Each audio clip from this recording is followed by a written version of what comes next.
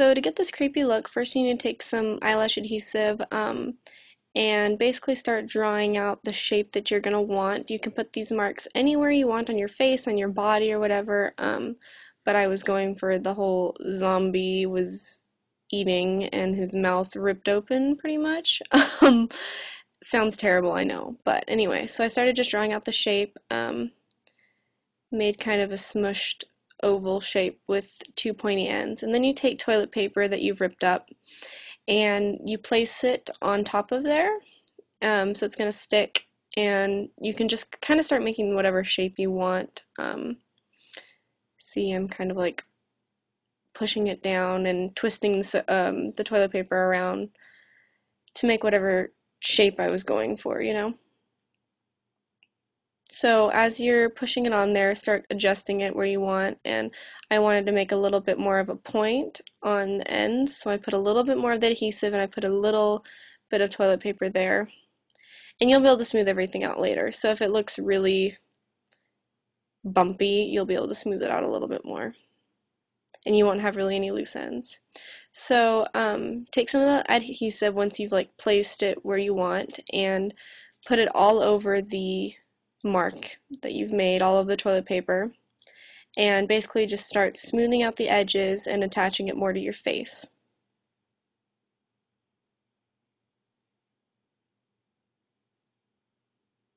Make sure that none of the edges are really like sticking out a lot. I mean, unless you want that look, of course, but do it something like this to where it'll all be stuck to your face really good.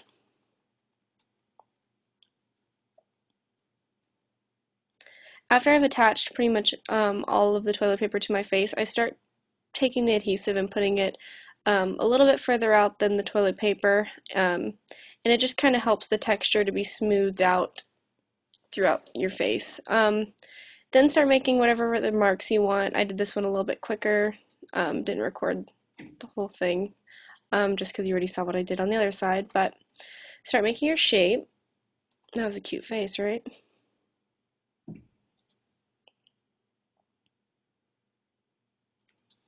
And I like the look of having one of the sides like gashed up and one of them facing a little bit down. I just thought it looked pretty cool, so that's what I did.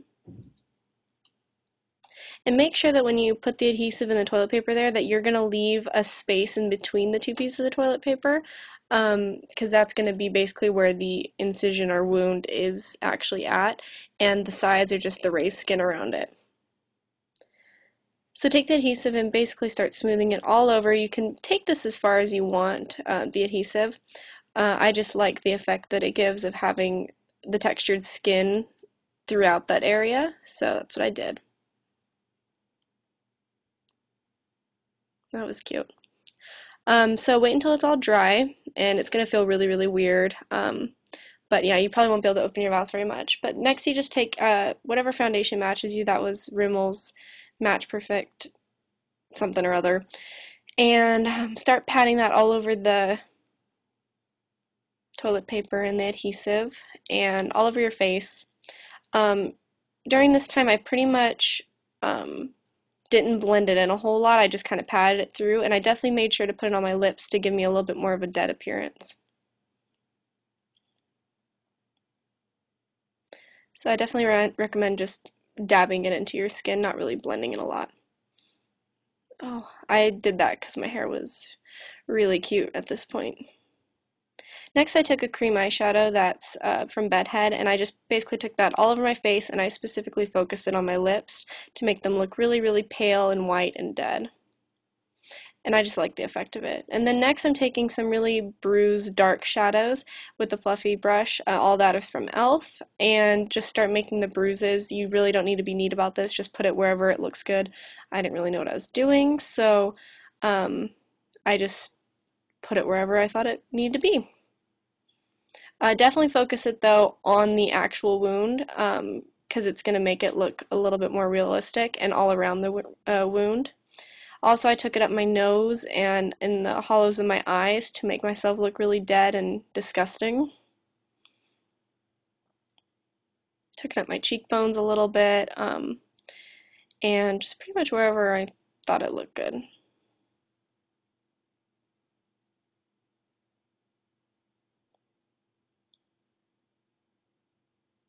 hollows of my eyes. And yeah, this really doesn't need to be neat at all, obviously. And then I also took it in between like my lips, which sounds weird, but it's gonna give it a really, really cool effect. If your top of your lips is really pale and then the inside is really dark, it's gonna look really, really, really cool. At least I think it looks really cool. And I did this for fun. You could put a little bit into your collarbones, just because it gives a neat sort of effect, like it's all sunken in and stuff. So that's what I did. I don't know, it might look silly to you guys, but I just kind of liked the way it looked. Next, you're going to take the really dark shadows and put them into the actual wounds. It's just going to give it a little bit more depth before you put red eyeshadow in it, like that. Then you're going to take whatever reds you have and put that inside the actual wound, like that. See, the darkness gives a little bit more depth, and the red just kind of stands out a little bit better. Looks a little bit more realistic. I also took the red underneath my eyes to make myself look even cuter, and I just really like the effect that it gives. So anyway, this is the finished product before the blood is added. And I just want to say, put on not cute clothes or something you don't care about staining before you use the blood, because later in this tutorial you're going to see my shirt chains because I spilled it on this shirt. So anyway, watch out for that. You're going to take a Q-tip into whatever fake blood you have. This I just got at some costume shop, and just start putting it everywhere. I was kind of trying to be neat at first, but I realized that was not the way I wanted to do it. So you just kind of put it inside the wound, and then you can do this neat little drippy effect where you twist the Q-tip and it starts dripping down your face, and it looks really, really disgusting. Anyway, so I did that, and then I just decided to pretty much start putting it everywhere because zombies are not neat at all when they eat and stuff, so just pretty much put it wherever. Bring it down your neck. You don't have to go this far into it, but you know, had to be authentic, right?